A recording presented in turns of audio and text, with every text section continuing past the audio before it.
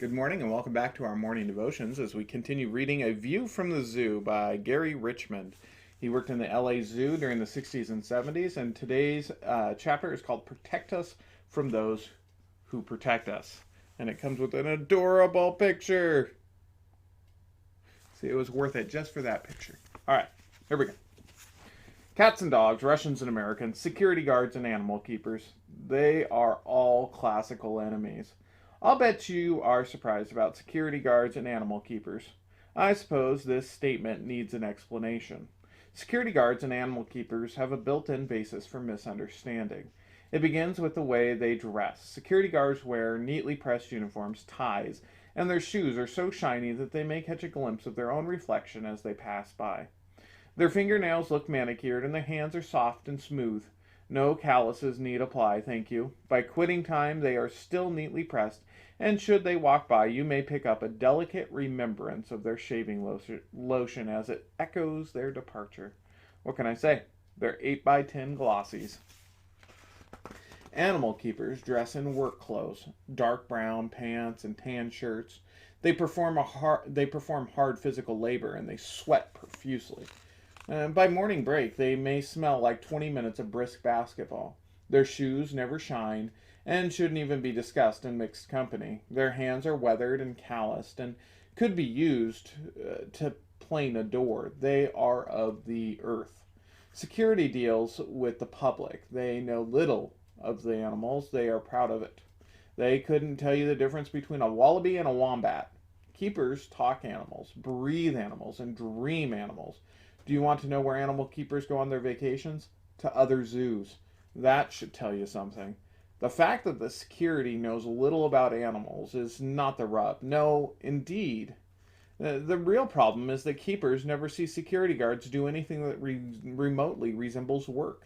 They see them walk by, but zoo patrons do that. They see them drive by, and that's even worse because that's accomplished in a sitting position. As far as the keepers can observe, security just walks back and forth, drives back and forth, takes coffee breaks, and gets paid for it. In all fairness, we had a fine security staff at the zoo, and still do. But there were some guards who seemed to reinforce all the suspicions and accusations that the keepers made about them. Let me illustrate.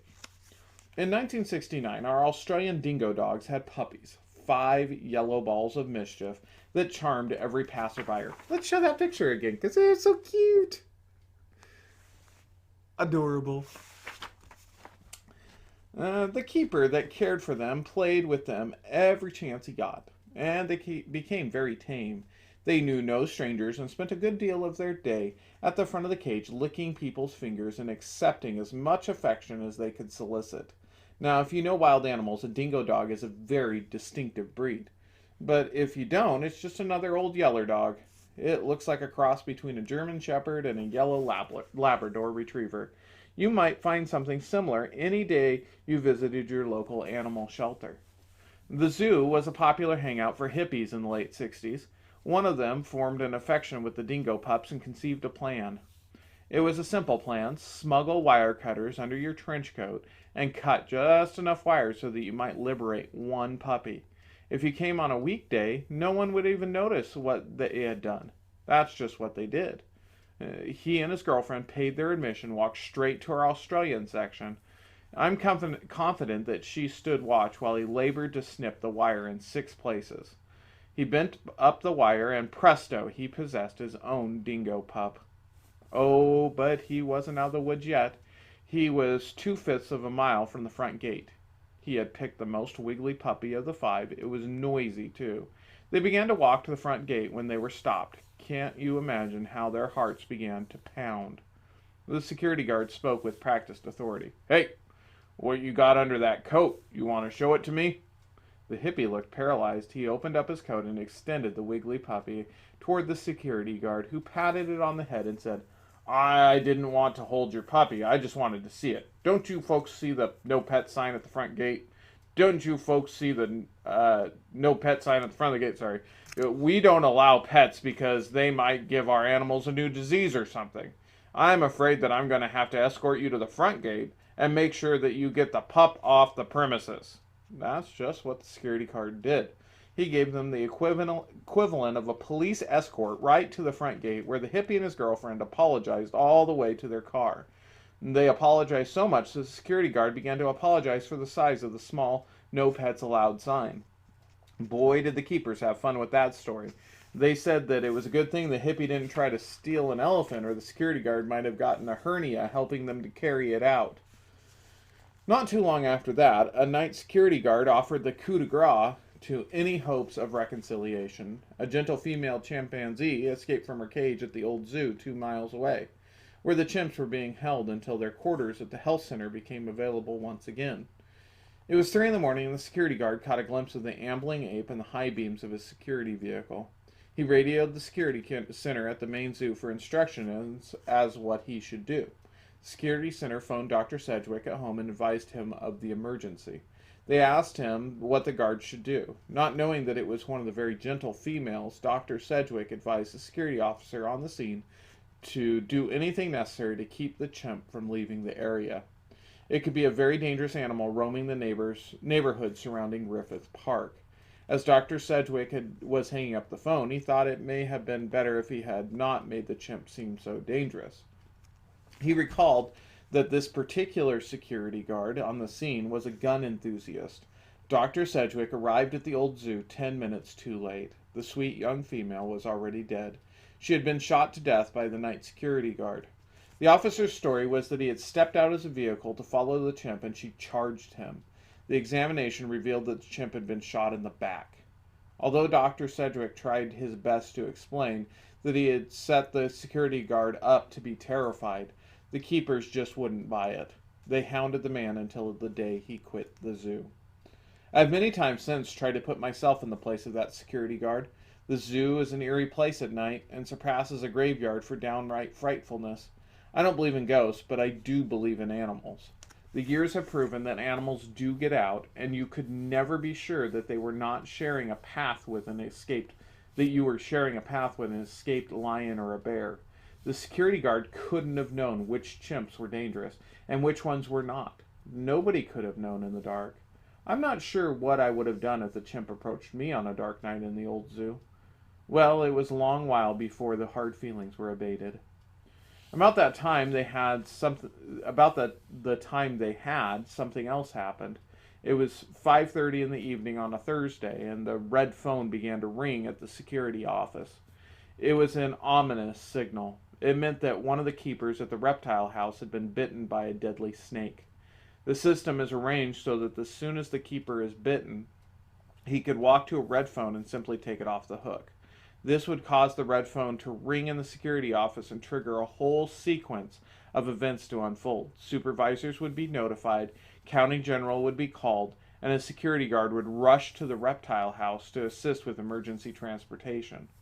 Everything went like clockwork except for the part where the security guard rushed to the reptile house to provide transportation.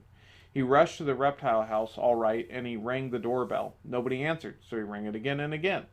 It wouldn't be difficult to deduce that the man inside was probably unconscious by now and couldn't answer the door. So, thought the security guard, he walked around the outside of the building yelling, "Is anybody hurt in there?" And of course he received no reply. One of the senior animal keepers, leaving a bit late for home, overheard the yelling and ran to investigate. "What's wrong?" asked the out-of-breath senior keeper. "The red phone been pulled. It's ringing like crazy down at the security center." "What are you doing out here then, you dumb..." he yelled. The senior keeper rushed inside the building and searched the maze of interconnected rooms that made up the reptile house. Nobody was there. It was later discovered that a water pipe had burst and had shorted out the red phone line. When the senior keeper came out of the building, he was blazing mad. "What is your problem, son?" he asked. "I'm afraid of snakes, okay?" replied the embarrassed guard. "Son, that is a heck of a time to admit it. A man could have lost his life because of you, you know." The question was posed after the incident. If the security's job is to protect us from the people, who's going to protect us from the security? Even so, my mind was to be changed forever as to security's worth. I'm deathly allergic to the sting of honeybees, and one sparkling morning I was stung on my arm. I staggered to the chief keeper's office and announced my dilemma. He was familiar with the gravity of my situation and notified security. With all that had gone on before, I had reservations about putting my life in security's hands. I was amazed when they arrived at the chief's office in less than 45 seconds, and in no time we were speeding along the freeway to a hospital near Goldendale. From the sting to the treatment, less than 8 minutes had passed. They were kind to me, and after the incident, I was asked several times how I was doing by the security guards who had helped me out. I felt just like the man who had been robbed in the Good Samaritan story. It changed my whole perspective of the security guards when they helped me in this crisis. As I began to talk with the security staff, I found out that they were really a super group of guys. Their job was with people and mine was with animals. I can tell you right now, I wouldn't have traded jobs with those guys if I were paid twice my salary. Have you read the parable of the Good Samaritan lately? You can find it in Luke chapter 10, verses 25 through 37. Go ahead and read it. Then ask yourself if you've been building up a prejudice. Chances are that the Lord is calling you to love the person who has come to mind. I have found C.S. Lewis's Mere Christianity to be a most helpful book. It makes me think more than any other book that I have ever read. In a chapter entitled Charity resides a most provocative paragraph. I pointed out in the chapter on forgiveness that our love for ourselves does not mean that we like ourselves. It means that we wish our own good. In the same way, Christian love or charity for our neighbors is quite a different thing from liking or affection. We like or are fond of some people and not of others. It is important to understand that this natural liking is neither sin nor a virtue, any more than your likes and dislikes of food are a sin or a virtue. It is just a fact. But of course, what we do about it is either sinful or virtuous. What we should do when we find that we are not liking someone is to perform an act of kindness toward him.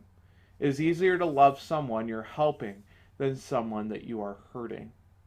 And that ends our devotion for the day. Why not leave in the comments maybe some way that you're going to go out and show kindness to somebody maybe that you have a hard time with. Don't mention their name or even the reason why, but just talk about what you can do to show them kindness or charity. All right, thanks for joining us. We'll see you tomorrow.